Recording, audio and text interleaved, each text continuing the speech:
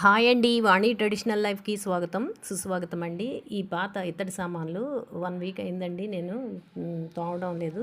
అంటే చాలామందేమో పీతాంబరం, ర సబీనా ఇవి యూజ్ చేస్తే బావుంటుంది అని చెప్తున్నారు. వాటితో కూడా చేశాను. అవి అవ్వలేదు. 1 వీకే ఇలా వదిలేసానండి. చింతపండు ఉప్పుతోని ఈరోజు నేను అవి తోముదామని చెప్పాను. ఒక వీడియోలో ఎవరో చెప్పారు చింతపండు ఉప్పు బాగా పనిచేస్తుందమ్మా అని చెప్పేసి ఆ వీడియోని నేను ఫాలో అయ్యాను. ఈరోజు చూద్దామని చెప్పేసి వాటితోనే ఇవన్నీ తోముతున్నాను. రాగి ఇత్తడి నుండి కొంచెం బెటర్గానే అనిపించింది.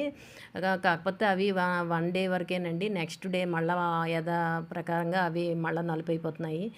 అంటే మాకు ఎల్లుండ పోలేరు అమావాస్య పూజ ఉన్నది. వాటి కోసము ఈరోజు ఏవి నీడ్ అనేది కొంచెం తోమేసానండి.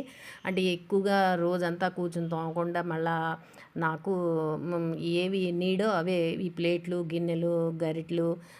ఎల్లుండ మాకు కంద మొక్క పూజ, పోలేరమ్మ పూజను, వాటికి ఆరతీను ఇవి కొంచెం ప్రసాదాలు నైవేద్యాన్ని మటుకును ఈరోజు కొంచెం ఉప్పును చింతపండు వేసి ఈ సామాన్ని తోమేనండి. కొంచెం బెటర్గా అనిపించింది. ఇదివరకు పీతాంబరం, సబీనా యూజ్ చేసేదాన్ని.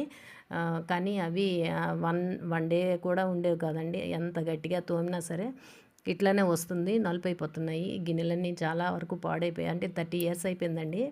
కానీ అవి అమ్మ ఇచ్చిందని మెమొరబుల్గా ఉంచుకుంటాను. అవి పూజలంతా అయిపోయి, తోమడాలన్నీ అయిపోయి, పూజలంతా అయిపోయిన తర్వాత మళ్ళీ ప్యాక్ చేసేస్తున్నాను.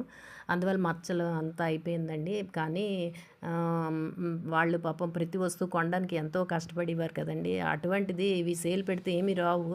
నేను అవే యూజ్ చేసేస్తున్నానండి. అట్లాగే ఏదో పూజలకి అవి తోమేస్తూ ఉండడం, ఆ టైం అయిపోయాక మళ్ళీ తోమేసి పెట్టేస్తూ ఉంటాను. కానీ అవి సేల్ పెడితే ఏం రావు. కొన్ని మెమొరీస్ అండి. అప్పుడు వాళ్ళు కుటుంబం పెద్దది.